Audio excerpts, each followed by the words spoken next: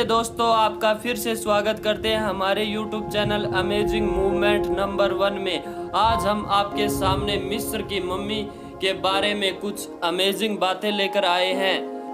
आज हम मिस्र में दफन एक मम्मी के बारे में बात करने वाले हैं। दोस्तों, यह मम्मी कोई साधारण मम्मी नहीं है, यह लगभग 3200 साल पुरानी मम्मी है। मिस्र का नाम आते ही हर किसी के मन में कुछ चीजें आती रहती है, जैसे मम्मी, मकबरा, पिरामिड। प्राचीन मिस्र में लोगों के एक ताबूत में बंद करके दफनाने के प्रचलन आदि, इसलिए यहाँ पर अक्सर खोजकर्ताओं को मम्मी मिलती रहती है।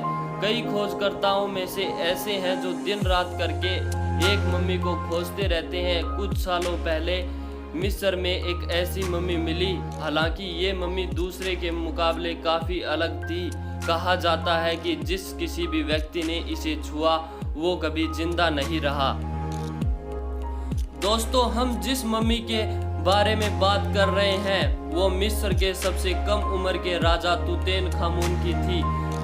कहा जाता है कि तुतैनखामुन की मम्मी करीब 3200 सालों तक जमीन के अंदर दफन रही।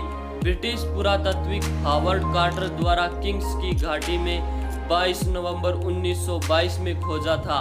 तुतैनखामुन के बारे में जो जानकारियां उपलब्ध है उसके मुताबिक तुतैनखामुन 9 साल की उम्र में सिंहासन पर चढ़ा और 17 से 19 साल के बीच उनकी मृत्यु तक शासन किया।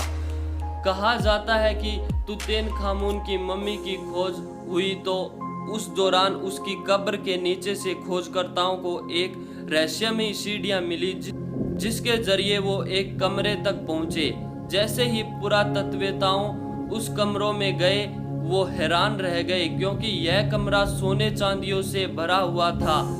तुतैनखामुन के मकबरे के दरवाजे पर मिस्र की प्राचीन भाषा में एक चेतावनी भी लिखी हुई थी। इसमें साफ तौर पर लिखा, जो भी तुतैनखामुन की शांति को भंग करेगा उसकी मौत हो जाएगी।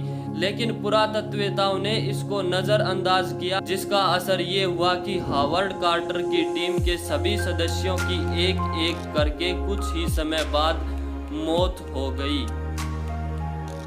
इन सभी लोगों ने मिलकर कब्र से तुतैनखामुन की मम्मी हटाकर खजाना निकाला था। इतना ही नहीं, जिस व्यक्ति ने कार्टर को तुतैनखामुन की कब्र और खजाना खोजने की जिम्मेदारी दी थी, कुछ दिनों के अंदर उसकी भी मौत हो गई।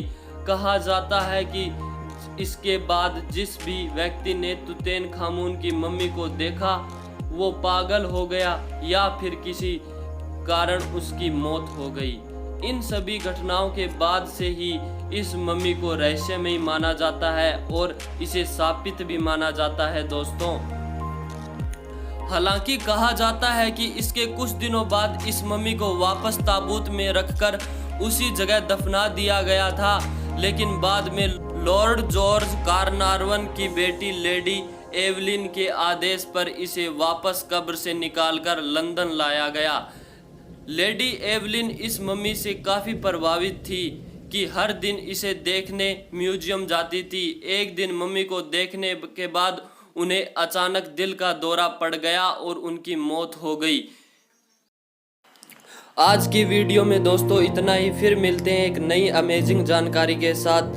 तब तक आप सभी का बहुत बहुत धन्यवाद।